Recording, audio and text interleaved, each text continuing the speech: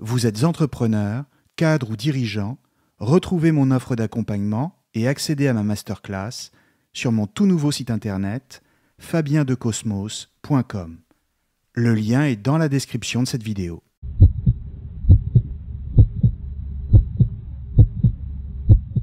Bonjour à tous et bienvenue sur Cosmos. Pour bien comprendre le sujet d'aujourd'hui, je vous propose tout de suite une petite expérience de pensée. Très simple. Fermez les yeux et concentrez-vous sur votre date de naissance. Vous êtes venu au monde tel jour précis, à telle heure et à tel endroit. Et pourtant, à bien y réfléchir, vous auriez pu naître quelques jours plus tôt ou plus tard, et même ailleurs qu'à la clinique ou à l'endroit où ça s'est passé. Votre date de naissance est le fruit d'un hasard, et même d'une série de hasards. En fait, votre naissance dépend de tellement de hasards successifs que c'en est même vertigineux. Il y a eu la rencontre de vos parents, et avant, celle de vos grands-parents, de vos arrière-grands-parents, et ainsi de suite. Et tout cela, sans compter l'ensemble des événements que tous ces gens, avant vous, ont vécu et qui ne tenaient en réalité qu'à un fil. Tout aurait très bien pu se passer autrement. Un seul détail aurait suffi, il y a des siècles, peut-être plus, pour amener le cours des choses à suivre une autre route, pour finalement aboutir à ce que vos grands-parents ne se rencontrent jamais, vos parents encore moins, et donc à ce que vous ne soyez pas là. Et pourtant, dans le même temps, cette série de hasards constitue en elle-même la série causale qui a conduit à l'existence de la réalité, laquelle, par définition, ne peut pas ne pas être. La réalité, c'est ce qui est, et chercher autre chose que ce qui est, c'est vivre dans l'illusion ou dans le déni. Donc, d'un côté, votre naissance est le fruit d'un enchaînement de hasards inouïs, et d'un autre côté, cet enchaînement causal, implacable, est la nécessité même, parce qu'elle donne naissance à la réalité. C'est pourquoi votre naissance elle-même, comme n'importe quoi d'autre, est à la fois la manifestation du hasard et de la nécessité. D'où l'idée suivante, le hasard et la nécessité ne s'opposent pas, mais ne sont que deux manières de considérer la même chose, la réalité elle-même. On peut même dire que toute réalité est nécessairement hasardeuse, et cela sans aucune contradiction. Et la raison pour laquelle cette idée heurte notre sens commun, la raison pour laquelle elle est contre-intuitive, c'est que nous, de notre point de vue, nous nous imaginons toujours que si les choses dans la nature répondent à des causes, c'est qu'elles vont aussi dans un sens précis, qu'elles se dirigent vers un but. Or, tout est là. Une nécessité implacable est à l'œuvre au sein de la nature, et nous ne pouvons pas en sortir, mais dans le même temps, elle ne se dirige vers rien. Mieux encore, c'est la présence même de la nature qui est un hasard, un surgissement, bref, un mystère. Cette idée, ce jeu troublant avec le paradoxe du hasard et de la nécessité, c'est la thèse que défend le philosophe Clément Rosset dans son livre « Le réel, traité de l'idiotie », paru aux éditions de Minuit en 1977. Mais dans le même temps, c'est exactement ce que dit Spinoza dans l'Éthique. Mais alors, comment imaginer que nous vivions dans une réalité où tout phénomène, et même tout événement, est explicable rationnellement par des causes, mais dont la présence est elle-même incompréhensible. Serait-ce que l'homme, parce qu'il est lui-même le fruit de toute une série de causes, projette sur la nature tout entière ce qu'il est, et donc qu'il la voit à sa propre mesure? Est-il possible qu'il s'imagine lui-même comme le modèle de la nature, plutôt que l'inverse? Telles sont quelques-unes des questions que Spinoza se pose dans l'éthique et auxquelles il apporte des réponses très précises dans un tout petit texte, l'appendice de la première partie. 7 petites pages qui nous éclairent et brisent toutes nos illusions et dont je vais parler aujourd'hui. Pour rappel, la partie 1 de l'éthique est celle où Spinoza pose les bases de son système, c'est-à-dire le principe même qui va lui permettre d'expliquer tout le reste, la totalité du réel. Ce principe explicatif, il l'appelle Dieu. La première partie s'intitule « De Dieu ». Sauf que ce qu'il entend par Dieu, ce n'est pas un Dieu transcendant et extérieur à la nature. Ce n'est pas le Dieu des religions, mais c'est la nature elle-même. Autrement dit, pour Spinoza, Dieu n'a rien de religieux. Dieu, c'est tout simplement l'ensemble des causes de tout ce qui existe, au sens physique du terme. C'est l'ensemble des causes, mais il n'y a aucune intention en lui, aucune volonté. Dire que Dieu aurait une volonté, ça serait d'ailleurs admettre du même coup qu'il se dirigerait vers un but.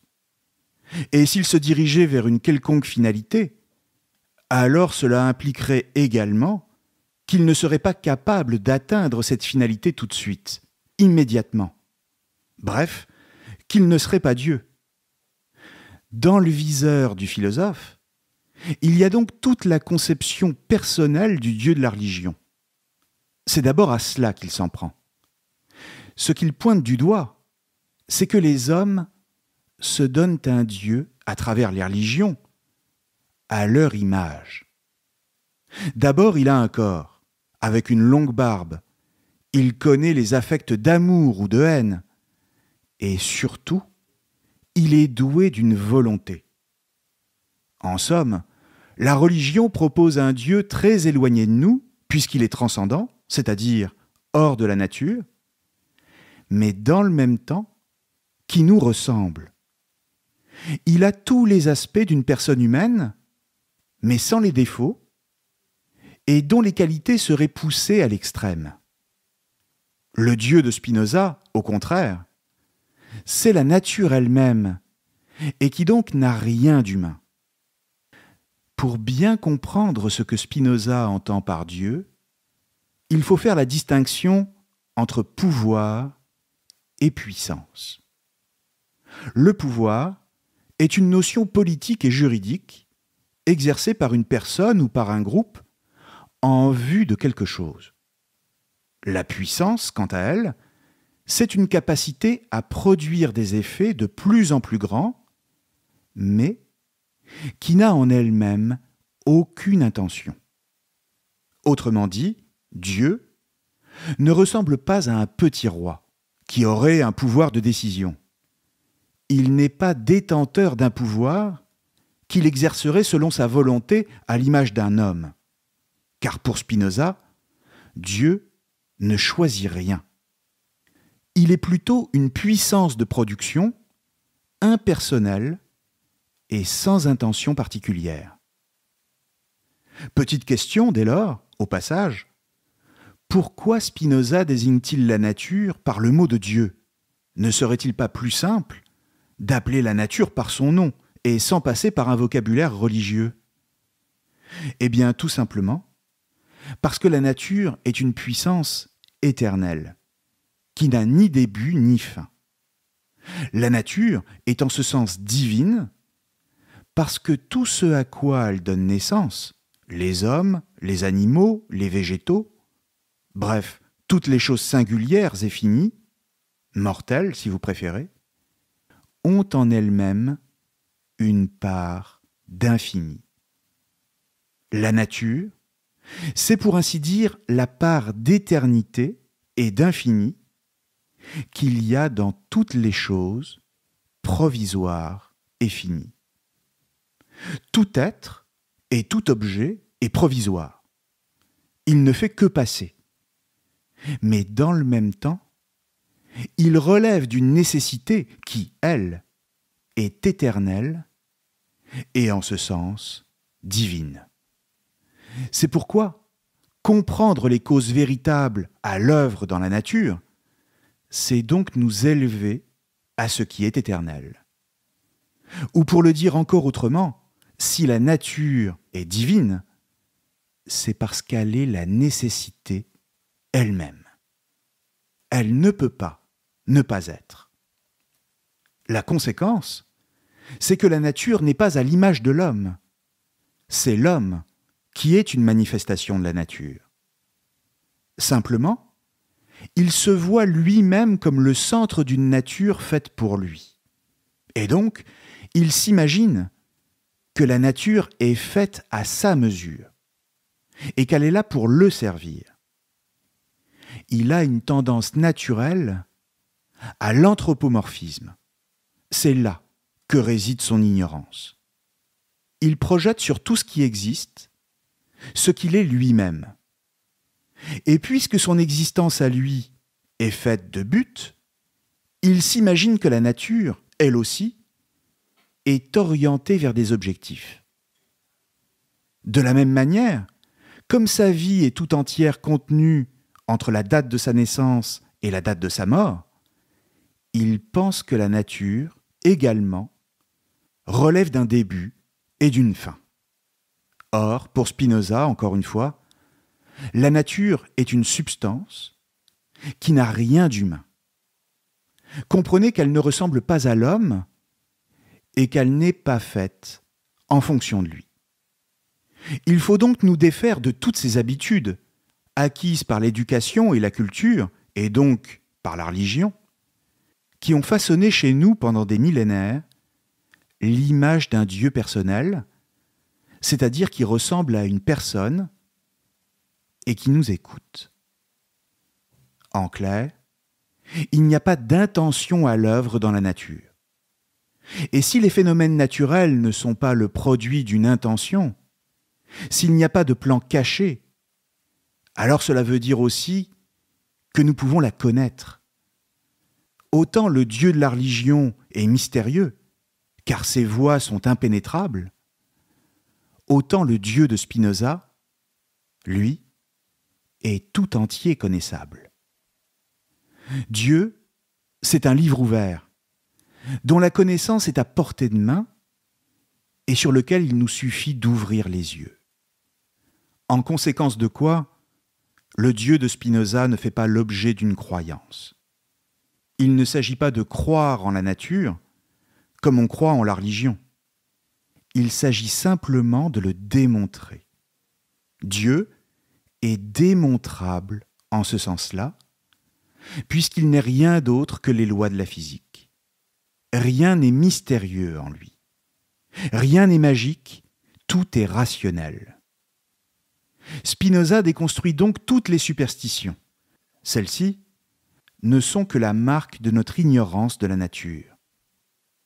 Alors, prenons un exemple très concret, pour bien comprendre. Disons que tout à l'heure, en sortant de chez vous, vous croisiez quelqu'un dans la rue. Vos regards se croisent, vous ralentissez votre marche, la personne aussi, et maintenant, immobile, vous vous regardez dans les yeux. Vous ne savez pas exactement ce qui vous arrive, ou plutôt si, au fond de vous, vous le savez. C'est un coup de foudre. C'est ce qu'on appelle un événement, du moins dans votre vie, car quelque chose s'est produit, quelque chose a surgi même, alors que rien ne permettait de le prévoir. C'est pourquoi c'est étonnant. Et comme vous aurez du mal à expliquer ce qui vous arrive, vous direz que c'est le destin. C'est toujours ce que disent les amoureux. Notre rencontre, c'était le destin. Parce que notre amour est si fort et si beau que c'était écrit à l'avance comme si tout était prédéterminé. Et oui, c'est très beau en effet, c'est même délicieux, mais c'est très niais aussi. Désolé pour ceux qui vivent cette situation en ce moment. C'est très niais parce que le surgissement de la rencontre nous fait croire à quelque chose qui échappe au déterminisme naturel. En clair, on croit à quelque chose de surnaturel. Et cela parce que les causes de l'événement nous échappent. On les ignore. Et que dans le même temps, cet événement nous concerne, personnellement. Ce serait un ami qui vous raconterait que cette histoire lui est arrivée et qui vous dirait que c'est le destin, que c'est magique. Vous lui répondriez tout simplement « tu divagues ». Mais comme c'est vous qui êtes concerné, vous prenez l'événement pour quelque chose de magique, et donc qui sort des lois de la nature. De sorte que ce ne sont pas simplement, à vos yeux, deux séries causales qui se sont croisées, la vôtre et celle de l'inconnu dans la rue, mais quelque chose qui fait éclater le déterminisme naturel, quelque chose de littéralement surnaturel, et qui donc a été voulu par une volonté supérieure. Le destin, c'est ça. C'est l'illusion que tout ce qui nous arrive fait partie d'un plan voulu par une conscience toute puissante, c'est-à-dire Dieu. Seulement voilà, rien n'est écrit d'avance. Rien n'est jamais prévu, puisque dans la nature, il n'y a qu'un enchaînement de causes, des séries causales qui se déploient, mais comme je l'ai dit, qui n'ont aucun but en elles-mêmes. Elles ne cherchent rien. C'est simplement que vous deviez sortir à ce moment-là et que cette personne passait par là à cet instant parce qu'elle devait se rendre à un rendez-vous où on l'attendait à une heure précise également. En clair, c'est vous qui aviez un but, et cette personne aussi, mais pas la nature. Ce qui veut dire que vous n'avez pas rencontré l'envoyé du destin, mais simplement que deux séries causales, deux enchaînements de causes, indépendantes l'une de l'autre, se sont croisées. C'est simplement que vous êtes ignorant des causes qui ont poussé cet inconnu à passer dans la rue en même temps que vous. Vous êtes ignorant des causes qui ont déterminé la rencontre. Vous ne voyez que l'effet qu'elle a eu sur vous. Mais cette conséquence n'était prévue par aucune puissance, ni aucun destin. Croire à autre chose qu'à la causalité, c'est purement et simplement se faire des illusions. Il n'y a pas de destin, juste un enchaînement de causes. Alors oui, c'est vrai, c'est beaucoup moins romantique, mais c'est bien ce que nous explique Spinoza. Si nous croyons à une quelconque providence, à une volonté divine à l'œuvre dans la nature, laquelle aurait déjà tout prévu, et qui en ce sens nous guiderait vers un destin, alors nous nous illusionnons. Le destin, c'est l'illusion qu'on s'invente quand les événements nous touchent personnellement, en bien ou en mal. On dit « c'était le destin ». Non, c'était juste une série causale, neutre en elle-même, qui ne visait rien, mais qui vous a affecté dans votre vie. C'est tout. Mais alors, pourquoi sommes-nous tous sujets à nous faire ce genre d'illusion ? D'où cela nous vient-il ? Et je dis « nous » parce qu'évidemment, ça m'est arrivé à moi aussi, comme à n'importe qui, de dire à ma compagne « c'est le destin ». Et pire encore, d'y croire. Sans doute que j'étais jeune et naïf. Alors, quelle est l'origine de cette capacité qui est la nôtre à considérer le réel, non pas comme le fruit d'une simple nécessité causale, mais d'y voir la manifestation d'un destin hors du commun, voire surnaturel. Eh bien, Spinoza le dit de la façon la plus claire qui soit, en quelques lignes, Alors citons-le. Il écrit « Tous les préjugés que je me propose de signaler ici découlent de ce seul fait que les hommes supposent communément que toutes les choses naturelles agissent, comme eux-mêmes, en vue d'une fin. Mieux, ils tiennent pour assuré que Dieu lui-même dirige toutes choses en vue d'une certaine fin, affirmant en effet que Dieu créa toutes choses en vue de l'homme, et l'homme pour qu'il honorât Dieu. » Fin de citation.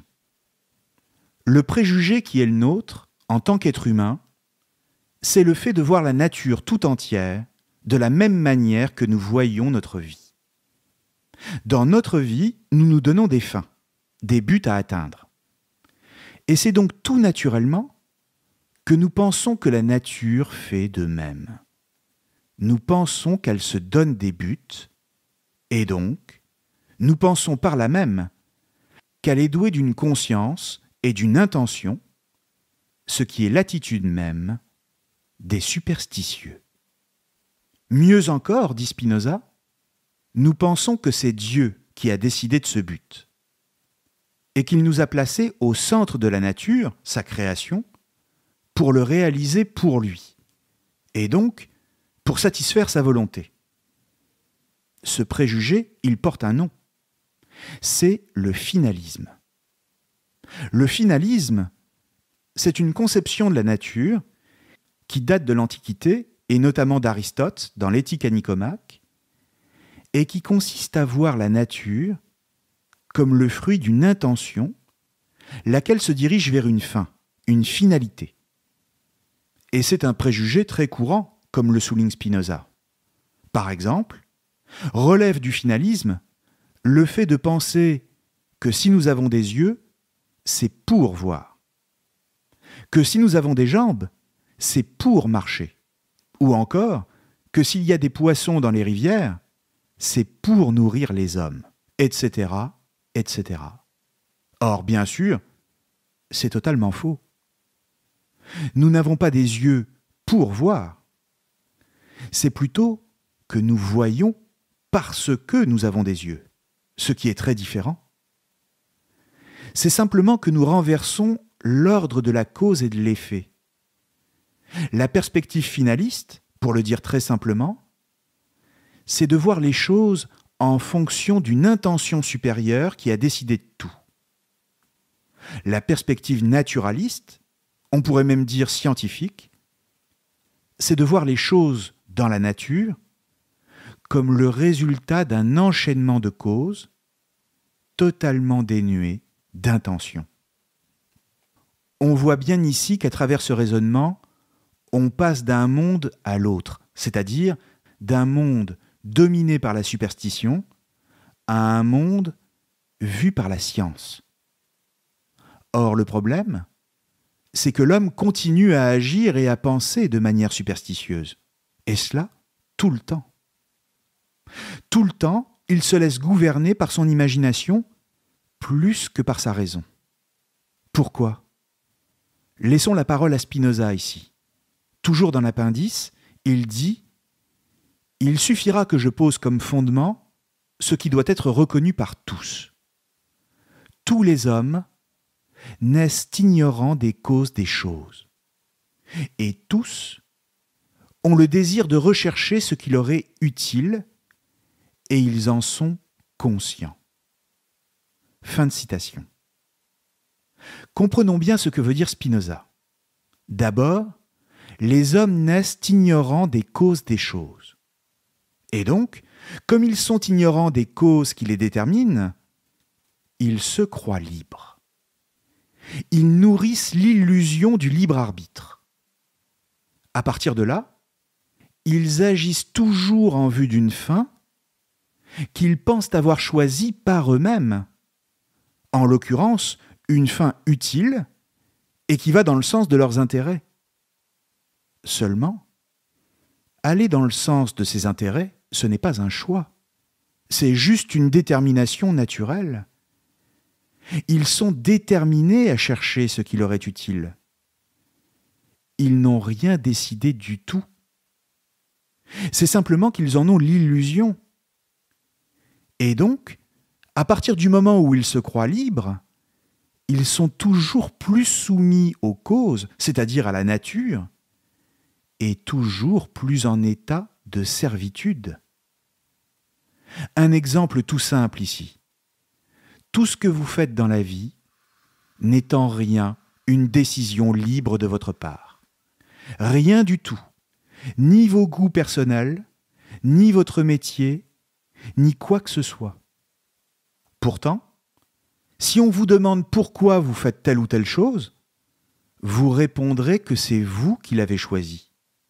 Vous vous verrez comme libre, de la même manière que le fumeur dira que c'est lui qui décide et qu'il arrête quand il veut, ce qui bien sûr est une illusion. Nous sommes tous déterminés en ce sens, et rien ne peut y changer quoi que ce soit. Et pourtant, tous les hommes se croient au-dessus de la nature, comme s'ils échappaient à ses lois. Pour le dire comme Spinoza, l'homme s'imagine comme un empire dans un empire, c'est-à-dire une autorité souveraine et indépendante par rapport à l'autorité naturelle. Il se croit en capacité de déterminer sa propre volonté, comme s'il était lui-même l'origine de ses actes. Mais comme le dit Spinoza, encore une fois, il rêve les yeux ouverts. Le résultat de cette illusion, c'est que, comme les hommes trouvent dans la nature un grand nombre de choses qui leur sont utiles, mais dont ils ignorent les causes, ils s'imaginent que c'est une volonté supérieure, et tout aussi libre qu'eux, qui les a placés là pour eux. Par exemple, des yeux pour voir, les animaux pour se nourrir, le soleil pour s'éclairer et toutes sortes de choses. Ils se disent, explique Spinoza, que si toutes ces choses naturelles sont là, ce n'est pas par hasard, mais parce qu'une intention, celle de Dieu, se manifeste en leur faveur, ce qui, au passage, leur permet de prouver son existence. Comprenons bien que toutes les superstitions viennent de là, c'est-à-dire de cette ignorance des causes véritables des choses. C'est donc parce que les hommes se croient libres qu'ils en viennent à imaginer un Dieu providentiel, c'est-à-dire un Dieu à leur image, encore une fois, ou plus exactement à l'image qu'ils se font d'eux-mêmes. Comme je le disais tout à l'heure, ils se donnent un Dieu qui leur ressemble. La superstition et la croyance en des miracles vient de l'illusion de la liberté. C'est parce que l'homme se croit libre qu'il invente la providence. De la même manière, c'est aussi pourquoi le croyant, quand quelque chose lui semblera inexplicable, prétextera toujours de la volonté de Dieu, qu'il considérera comme la raison suffisante à l'origine de tout.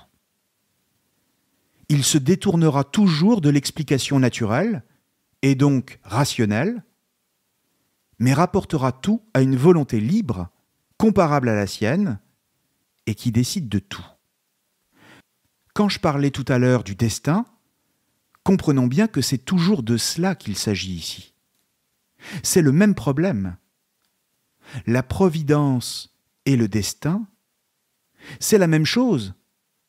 Le destin, comme la providence, ce sont les illusions qu'on se fait quand on est ignorant des causes à l'œuvre dans la nature. Et pour le démontrer, Spinoza prend l'exemple d'une pierre qui tombe d'un toit. Je l'explique rapidement. Une pierre tombe du haut d'un toit, juste au moment où un homme passe dans la rue. Elle lui tombe sur la tête et il meurt. Celui qui s'en tient à l'explication rationnelle n'y verra rien d'autre que le déterminisme naturel. Quand, au contraire, celui qui est persuadé qu'il existe une causalité finale restera persuadé que tout est toujours l'œuvre d'une volonté transcendante, laquelle a tout prévu. Les explications rationnelles ne lui suffiront jamais. Et malgré la démonstration logique des événements, il persistera à voir en eux l'œuvre de cette volonté. À chaque argument, il posera la question « Pourquoi ?» Comme si dans les phénomènes, il fallait voir une causalité dernière, qui ne serait autre que la volonté divine elle-même, et non la nature. Laissons la parole à Spinoza ici, encore une fois, pour bien comprendre. Nous sommes toujours dans l'appendice de la première partie de l'éthique. Je précise simplement que quand Spinoza dit « il » au pluriel, il parle de ceux qui croient en une causalité finale. Il écrit « Si, par exemple, une pierre tombée d'un toit a tué quelqu'un, ils démontreront de la façon suivante que la pierre est tombée pour tuer cet homme. Si la pierre n'était pas tombée par la volonté de Dieu, comment tant de circonstances, un grand nombre de circonstances concourent en effet fort souvent, auraient-elles pu converger par l'effet du hasard? Peut-être, répondrez-vous, que tout cela est arrivé parce qu'il y avait du vent et que cet homme passait par là. Mais ils insisteront. Pourquoi le vent soufflait-il à ce moment précis? Pourquoi cet homme passait par là à ce même instant? Si vous répondez de nouveau que le vent s'est levé parce que la veille, par un temps calme encore, la mer avait commencé à s'agiter, et que le passant avait été invité par un ami, ils insisteront encore, les questions pouvant se poursuivre sans fin, et demanderont pourquoi la mer était-elle agitée? Pourquoi l'homme fut-il invité à ce moment? Et ils ne cesseront pas de vous interroger ainsi sur les causes des causes, jusqu'à ce que vous vous soyez réfugiés dans la volonté de Dieu, cet asile de l'ignorance. Fin de citation. On vient de l'entendre, Spinoza cherche à nous faire comprendre que celui qui pose la question « Pourquoi ?» a une idée derrière la tête. Et en effet, poser la question du pourquoi des choses, c'est poser la question de leur sens. En clair, quand on pose cette question, c'est qu'on présuppose que tout dans la nature a un sens, et que donc, celle-ci se dirige vers une fin, comme je le disais. Simplement, celui qui pose cette question, comme ici dans le texte, a déjà une réponse vers laquelle il veut nous amener, c'est-à-dire la volonté de Dieu comme cause de tout. Ce n'est pas qu'il est stupide, c'est qu'il est malhonnête intellectuellement. La volonté de Dieu, c'est donc l'asile de l'ignorance, parce que c'est l'explication derrière laquelle se cachent tous ceux qui ne veulent pas voir la nature telle qu'elle est, c'est-à-dire sans intention. Ce que critique Spinoza, c'est donc directement ce qu'on appelle la causalité finale, qui est l'idée qu'il existe une intention dans la nature. Cet asile de l'ignorance, c'est le dernier refuge de tous ceux qui sont intolérants et qui veulent imposer leurs idées religieuses aux autres. Souvenons-nous que Spinoza est critiqué dans toute l'Europe du XVIIe siècle et qu'il a subi une tentative d'assassinat. Bref, ce que dit le philosophe, c'est donc que croire en un sens est un enfermement intellectuel qui nous rend aveugles face à la réalité. Les phénomènes dans la nature n'ont pas de but en eux-mêmes. Ils ont des causes, c'est tout. De même, sur le plan individuel, votre vie n'a aucun sens en elle-même. C'est vous qui lui en donnez un. Croire le contraire, c'est une superstition. Plus encore, c'est une servitude qui nous empêche de penser, et donc d'être libre. Spinoza est donc un philosophe qui, contrairement à toute une tradition philosophique depuis Socrate, ne pose jamais la question « pourquoi ?». En revanche, il interroge le besoin que nous en avons, c'est-à-dire qu'est-ce qui fait qu'en nous, il existe un tel besoin de sens. Nietzsche posera exactement la même question. En réalité, face au déterminisme naturel, le pourquoi n'a pas sa place, parce qu'il ne va nulle part en particulier. C'est plutôt la question comment qui s'impose. Et en effet, la démarche scientifique tout entière consistera à se demander comment fonctionnent les choses, comment elles apparaissent et comment elles entrent en connexion les unes les autres. Et cela parce qu'encore une fois, il ne faut voir aucun sens dans la nature dont les phénomènes seraient le signe, mais simplement des mécanismes physiques. Et la conséquence, évidemment, c'est que Spinoza fait sortir la nature de la sphère de la morale. Pourquoi, si j'ose dire?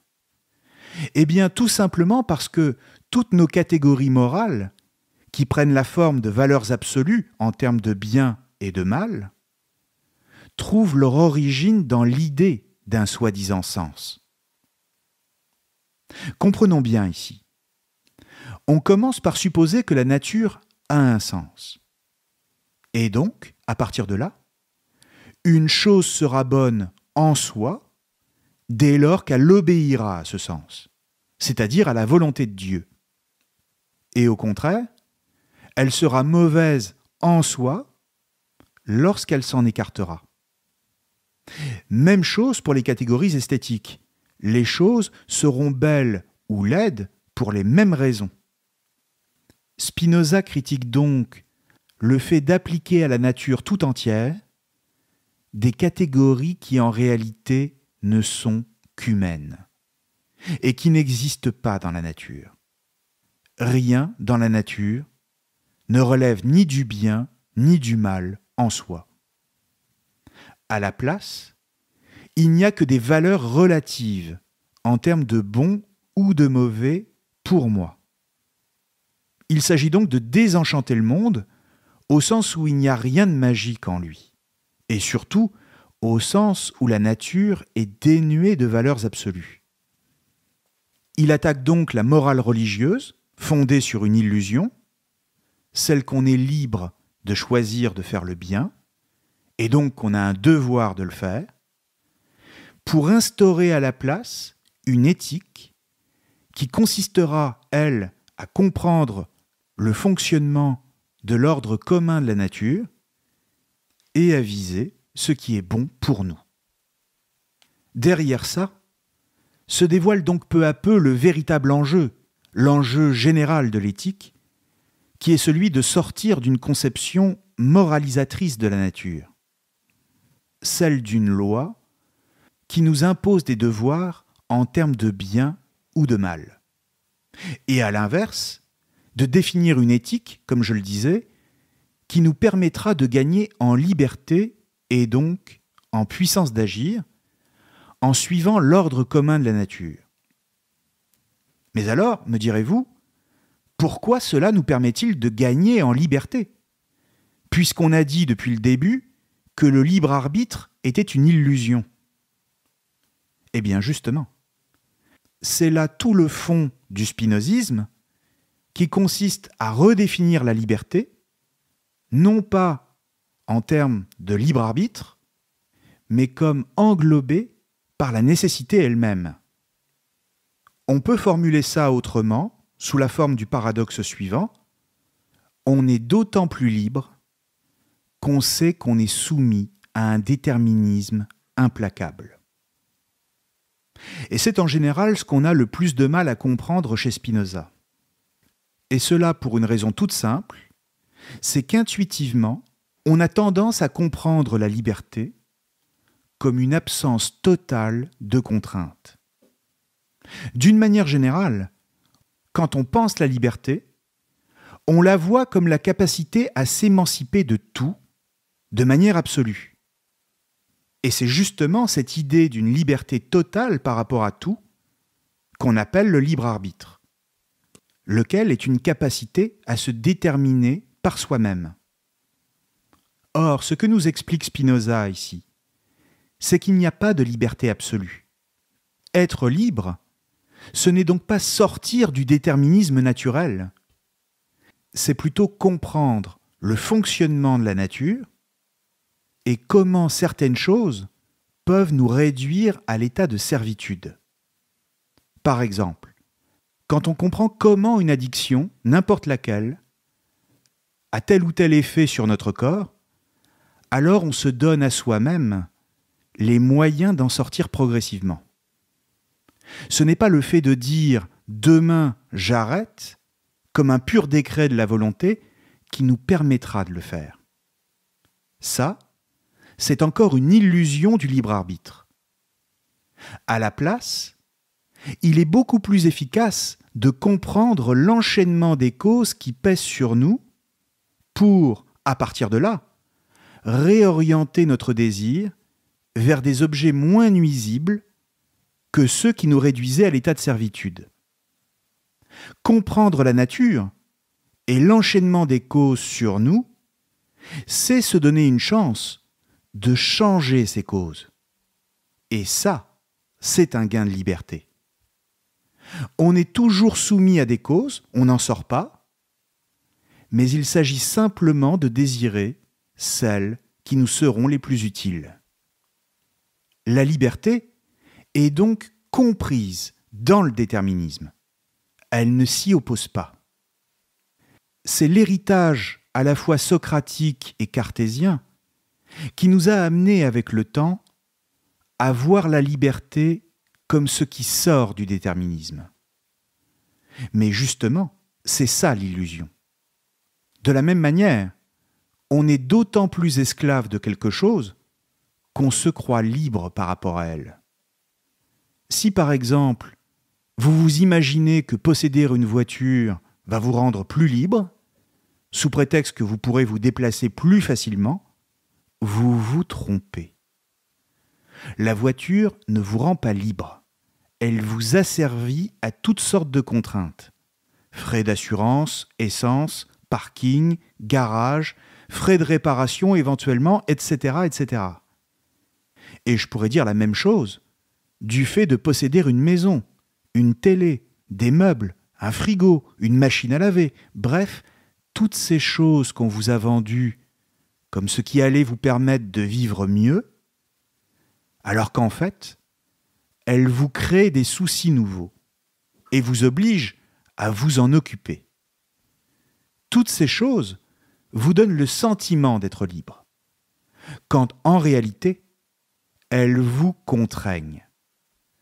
Et dans la mesure où vous ne le savez pas, où vous n'en êtes même pas conscient, vous êtes d'autant plus en état de servitude. Que se passe-t-il par exemple si votre Internet tombe en panne pendant une journée? Ou si vous perdez votre portable? Ou pire encore, quand vous avez un dégât des eaux? Tous ces exemples montrent bien que le sentiment de la liberté est la meilleure garantie de la servitude. Autre exemple, un État qui entend vous imposer quelque chose ne cherchera pas à vous l'imposer frontalement, à moins que ce soit une dictature, mais au contraire à vous le faire désirer. C'est beaucoup moins risqué et bien plus efficace. Vous aurez le sentiment de l'avoir voulu, alors qu'en réalité, votre soi-disant choix aura été décidé par d'autres. Bien entendu, tout cela n'est pas littéralement dans Spinoza, mais c'est bien ce que ça implique. Voici son enseignement, encore une fois. On se croit libre dans la mesure où on est ignorant des causes qui nous déterminent. Et donc, plus on se croit libre, moins on l'est. Mais attention, comprendre comment tous ces exemples affectent notre vie quotidienne ne doit pas forcément nous amener à vivre dans le minimalisme le plus total. Il y a des gens qui choisissent de vivre dans le minimalisme, ou qui se lèvent à 3 heures du matin en prétendant que c'est la clé du bonheur. Grand bien leur fasse. Personnellement, je ne suis pas sûr que ça fonctionne bien longtemps. À mon avis, en bon lecteur de Spinoza, ils s'illusionnent sur leur pouvoir de décision. mieux vaut ne pas en arriver là. C'est simplement que comprendre le fonctionnement d'une servitude nous permet de voir le réel et éventuellement de nous donner une chance de nous réorganiser. On est toujours plus libre quand on regarde la réalité en face et qu'on voit les choses telles qu'elles sont. Voilà le message de Spinoza. Bref, je pourrais continuer longtemps sur ce petit texte car sa richesse est quasiment inépuisable. Mais s'il ne fallait en retenir qu'une seule chose, c'est qu'il n'y a rien à attendre de la nature parce que celle-ci n'a aucune intention. Elle n'est ni bienveillante, ni hostile. Elle n'est pas non plus une mère, comme nous la présentent certains discours écologistes, quand ils la réduisent à l'environnement. Et c'est pourquoi il est bien plus efficace, pour soi-même, comme pour l'humanité tout entière, d'en comprendre le fonctionnement pour reconquérir de la puissance d'agir. C'est valable pour la nature à l'extérieur de nous, c'est-à-dire les phénomènes, dont la compréhension nous aidera sûrement à trouver des solutions à la crise écologique ou à découvrir de nouveaux modes d'énergie, et c'est valable pour la nature telle qu'elle se manifeste en nous, c'est-à-dire le désir, dont il faut lui aussi comprendre le fonctionnement pour pouvoir mieux échapper au mirage de la consommation comme à toutes les tentations morales qui renaissent périodiquement dans le monde comme des asiles pour les ignorants, comme dirait Spinoza. Mais au-delà de ça, ce qu'il faut retenir aussi, c'est que plus on se croit libre par rapport au déterminisme naturel, plus on est soumis à la servitude. La liberté, à l'encontre de l'intuition commune, n'a rien à voir avec la volonté. La liberté, c'est la nécessité elle-même. C'est pourquoi, quand vous devrez prendre des décisions importantes dans votre vie, n'oubliez pas qu'en réalité, ce que vous appellerez votre volonté n'est rien d'autre que le symptôme d'une ignorance.